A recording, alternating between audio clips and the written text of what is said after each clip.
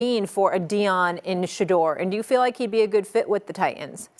Yeah, I mean, it's whoever the new GM's coming in, right? Is what does Brian Callahan want? You know, when he looks at this football team, are they moving on from Levis after a year or a season, and we're going to go get another guy who's going to replace him right away? The Shedeur Sanders conversation, the Cam Ward conversation, all of those are going to build up and become increasingly loud as the draft process moves forward.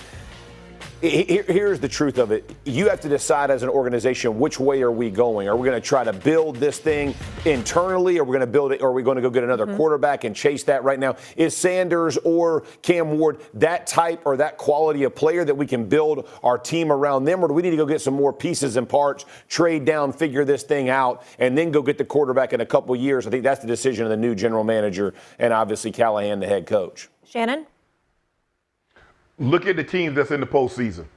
They got very good to great quarterback play. The only quarterback that you can only obviously say that they only got good quarterback play was probably the Pittsburgh Steelers. But if you look at all the other teams, Saturday and Stephen A., they got very good to great quarterback play. Yep. Now, the days of, Saturday, when you first got into the league, bring your run game, bring your defense, and you can go far in the playoffs. That's no longer true. You better have exemplary quarterback play because he's the guy that touches the ball every time, and teams are going to force him to make plays because he's the one guy that you cannot hide.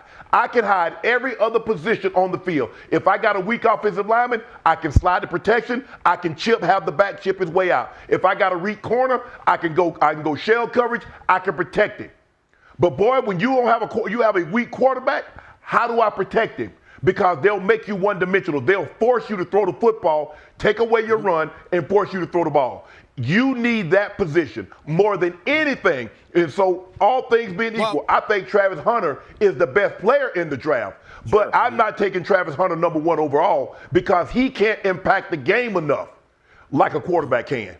Well, I'm not gonna debate this. I'm just gonna give it back to you guys by asking you both a simple question because you would know the answer to this better than me. We just finished lamenting giving up on a GM after 2 years. Obviously, in Gerard Mayo's case, giving up on a head coach after 1 year. What do you do after 1 year seeing Will Levis? Right. I agree. I'm asking.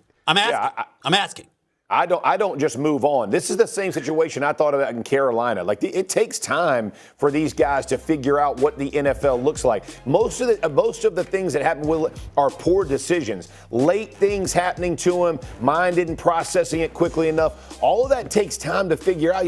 I wish it was as easy as Jaden Daniels made it look. Or Bo Nix made it. It's just not that easy. It's difficult for most players. So I'm with you, Stephen A. I don't just go move on. I try to figure out and see if I can put pieces and parts around him. Kind of that Jefferson, Addison, put some real players, put a good offensive line in front of them and see how these guys can do. Think about all the retreads. The Baker Mayfields of the world, the Sam Darnolds. Everybody thought they were terrible. These guys are taking teams to the playoffs. They didn't just all of a sudden. It takes time to figure this out, and they got good players around them. It matters. Shannon?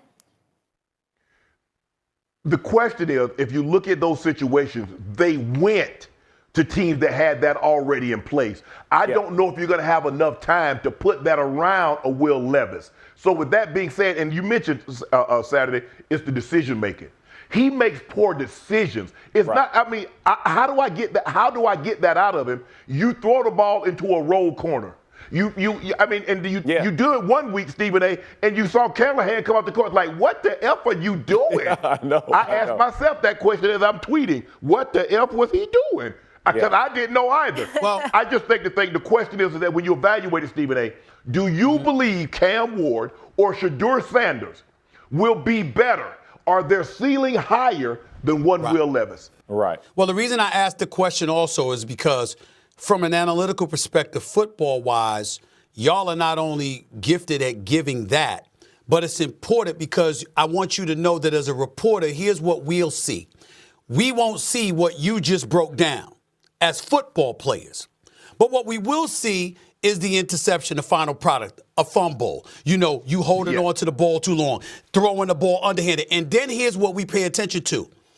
Callahan getting in his face in front of everybody. What the F were you thinking about? And then you see teammates that scatter away from him. They don't seem to embrace him. They don't seem to be supportive of him. They don't seem to believe in him. I'm telling you that as a scribe, as a pundit, as a commentator who didn't play, we'll look to that.